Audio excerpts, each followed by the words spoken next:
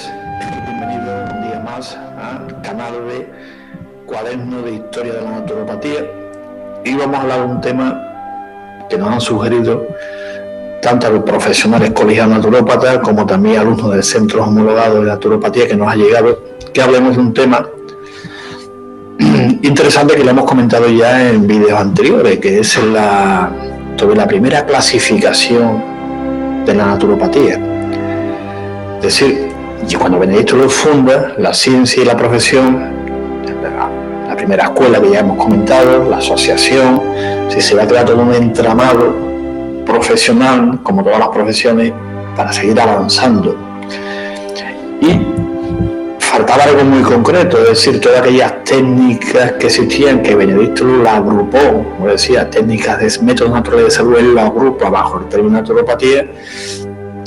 Procedía una clasificación de todos ellos.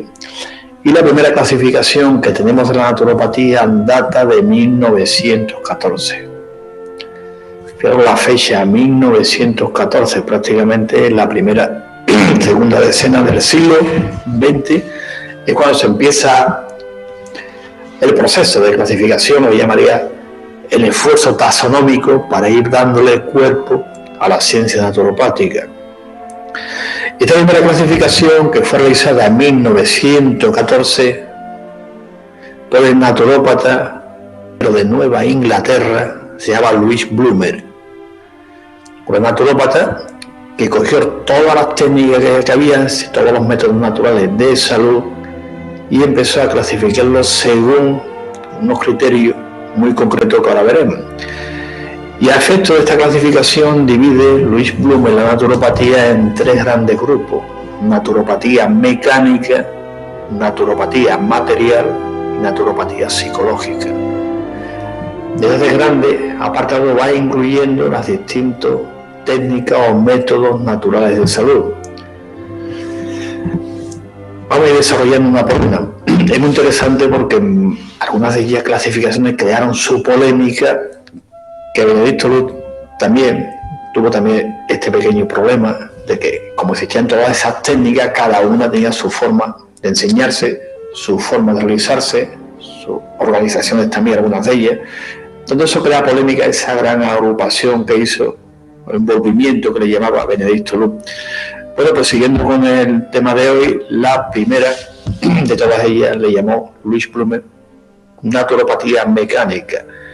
Y aquí incluye todos los métodos manuales de abordaje, como él le llamaba, de las lesiones de los huesos, ligamentos, músculos y otras estructuras. Aquí empieza a matizar un poco por la problemática del conflicto que podía llegar con osteopatía, quiropraxia, todas técnicas que también ya existían en aquel momento. Él llega a decir que todos esos métodos que él investigó bastante antes de llegar a esta clasificación, decía que todos estos términos, aunque hoy ya lo tenían, pero que tradicionalmente lo que era la práctica existía anteriormente. Por ejemplo, llegaba a decir que lo que se conoce actualmente como osteopatía, estamos hablando en 1914, fue realmente practicado 200 años antes de que se acuñara el término. El nombre era conocido incluso en algunas partes de Escandinavia. Después sigue con otras técnicas manuales por el problema que conllevó esta clasificación. Y lo que ahora, 1914, se llama quiropráctica y napralpatía, se practicaba 150 años, evidentemente con otros nombres, por ejemplo en Bohemia, en Europa. Y lo que se conoce como mecanoterapia, traducción, técnica de masaje, etcétera, etcétera, se practicaba en China, Japón, Egipto y en las islas del Mar del Sur y otras partes del planeta, incluso anteriores a la era cristiana. Es decir, Louis Bloomer hace un estudio histórico muy interesante, antropológico, cultural y sociológico de todas esas técnicas para ver qué tenían de común siguiendo la línea desarrollada por Benedicto Luz, que tenían de común todos ellos. Evidentemente todas tienen mucho en común, que es, como decía, toda esta rama era para drenar el organismo, eliminar las toxinas, como decía, purificar la sangre, estamos hablando en términos de 1914. Por lo tanto, todas estas ramas, él decía que se incluían dentro del ámbito de la naturopatía mecánica.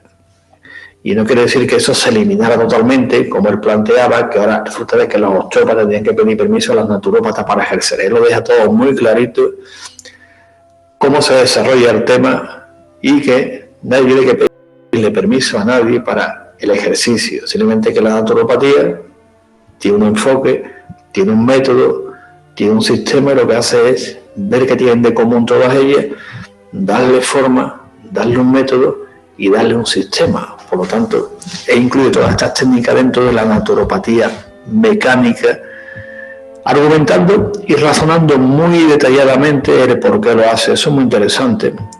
En la obra que estoy traduciendo en inglés, porque prácticamente todos estos datos están todos en inglés, en obras muy interesantes, que iremos andando en ellas. Por lo pronto, y lo importante es que encontramos en 1914 una primera clasificación de la naturopatía, un primer intento taxonómico para darle forma y cuerpo a lo que Benedicto Luz fundó a principios del siglo XX. La siguiente área de conocimiento le llamó naturopatía material. Y aquí incluye todos los métodos que tienden hacia la normalización de los elementos que conforman los tejidos del cuerpo. Estamos hablando de 1914, él dice textualmente, como es bien sabido, traduzco, el cuerpo humano se compone de 17 elementos. Recordemos que estamos hablando de 1914. Y se ha constatado que en determinados problemas de salud estos elementos se encuentran a menudo que conforman los tejidos del cuerpo. Estamos hablando de 1914, él dice textualmente, como es bien sabido, traduzco, el cuerpo humano se compone de 17 elementos. Recordemos que estamos hablando de 1914. Y se ha constatado que en determinados problemas de salud estos elementos se encuentran a menudo en combinación inadecuada o deficiente. 1914. Por ejemplo, en la tuberculosis, el silicio, el calcio y el hierro es deficiente en cantidad. Si se aportan los alimentos que contienen los elementos deficientes, esto es una garantía para la recuperación funcional. Esto es importante. Y aquí incluye, en la naturopatía material, incluye la siguiente técnica o método natural de salud. El agua, lo que en aquella época se llama la hidropatía, muy interesante, o hidriática, de esta manera es la salud por el agua. También aquí incluye los baños de sol, los baños de agua, la alimentación, es decir, todos aquellos aspectos que actúan a este nivel, lo que le llamamos la naturopatía material, es la más tangible, para relacionarla, diferencia de la mecánica, que era el manejo, como decía, de las manos, que era manual. Por lo tanto, el segundo área de conocimiento le llamó naturopatía material, lo justifica con este razonamiento que hemos comentado, y aquí incluye por todas estas técnicas directas, más contacto con la persona. Y la tercera, él le llamó naturopatía psicológica. Estamos hablando de 1914. Y ahora que un inciso en este apartado, porque hubo otro gran naturópata, que hablaremos también de él detalladamente, que en 1936 ahondó en la clasificación e incluyó dentro de la naturopatía la psicoterapia. Y hablamos de 1936. Pero ya en 1914 Louis Blume incluye un área muy importante que lo denomina naturopatía psicológica. Y repasemos: naturopatía mecánica, naturopatía material y naturopatía psicológica. Y aquí incluye lo que denomina las sugestiones de distintos tipos. Es conocido que todos los investigadores serios, que la mente ejerce un control considerable sobre la actividad del cuerpo, o es capaz de hacerlo. Louis Blume plantea que no va a entrar en detalle sobre el desarrollo de esta ciencia, porque en el fondo dice que no es muy práctico, pero sí que gana mucho público, aunque en aquella época todavía la psicología no estaba muy desarrollada como tal, pero se va a la parte de los profesionales, como dice, serios, que trabajan con seriedad todos estos métodos. Habla de la sugestión, habla de la hipnosis también, habla también del pensamiento positivo, habla también de lo que en aquella época también Benedicto lo definió como la ciencia del pensamiento positivo. Es decir, todas estas áreas muy interesantes, lo que es la metafísica, es decir, todos aquellos aspectos que en un momento dado influyen, queramos o no, como él plantea, en el cuerpo, en el comportamiento. Por lo tanto, importante en esta clasificación, como ya hicieron los anteriores naturópatas, cuerpo, mente, van tremendamente relacionados y estrechamente conjuntados los dos. Si no separan la mente por un sitio, el cuerpo por otro, lo va uniendo todo dentro de ese proceso de sistematización de la naturopatía. Pero aquí pone un poquito de énfasis porque ve que esto es un poco terreno resbaladizo, como él dice. Y en ese terreno, pues evidentemente él intenta quitar esa capa superficial, como dice, de fanatismo que puede haber en estos aspectos, y hablamos de 1914. Por lo tanto, él utiliza el término naturopatía psicológica y literalmente dice libre de fanatismo.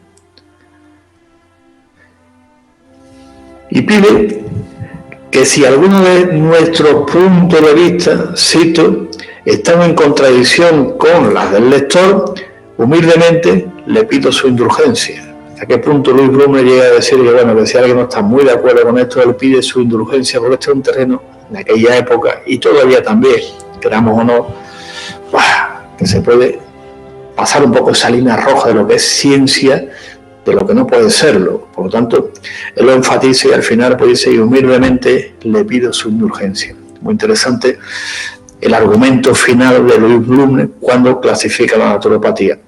Por lo tanto, esta primera clasificación de la naturopatía demuestra el esfuerzo taxonómico para ir dándole cuerpo a la ciencia naturopática y dejando muy claro cuáles son los límites, es decir, demarcando la práctica profesional naturopática con su propio marco conceptual, su metodología de intervención y su nomenclatura. En definitiva, apostando por la identidad y autonomía de la naturopatía como ciencia de la salud. Este intento de Louis Blume, que aporta la primera clasificación, que después se ha ido desarrollando con el tiempo hasta la actual que tenemos, es un ejemplo claro y taxativo de esa evolución que ha llevado la naturopatía hasta llegar a nuestros días, en que hoy es una ciencia de carácter autónomo dentro del marco de la ciencia de la salud. Y lo hemos repetido lo que hemos dicho en vídeos anteriores, no somos una rama B, ni una especialidad B, ni la alternativa B, ni lo natural B. Somos naturópatas. Ciencia y profesión con su identidad, su autonomía, su área de conocimiento, disciplina dentro del marco de la ciencia de la salud. Y como terminamos diciendo, nos veremos en el próximo vídeo, pero antes decir algo importante que ya nos han comentado bastantes personas profesionales que están viendo este canal, ¿no? Que si entran, suscríbanse, denle a me gusta, porque esto significa que vamos avanzando, y si se suscriben le llegarán directamente cada vez que elaboremos un vídeo de historia de la naturopatía en nuestro canal, le llegará directamente para que puedan verlo. Por lo tanto, les pido, les solicito y además les insto a que se suscriban y le den a me gusta si les han gustado este vídeo. Muchas gracias y nos veremos en el próximo vídeo del canal de Historia de la Naturopatía.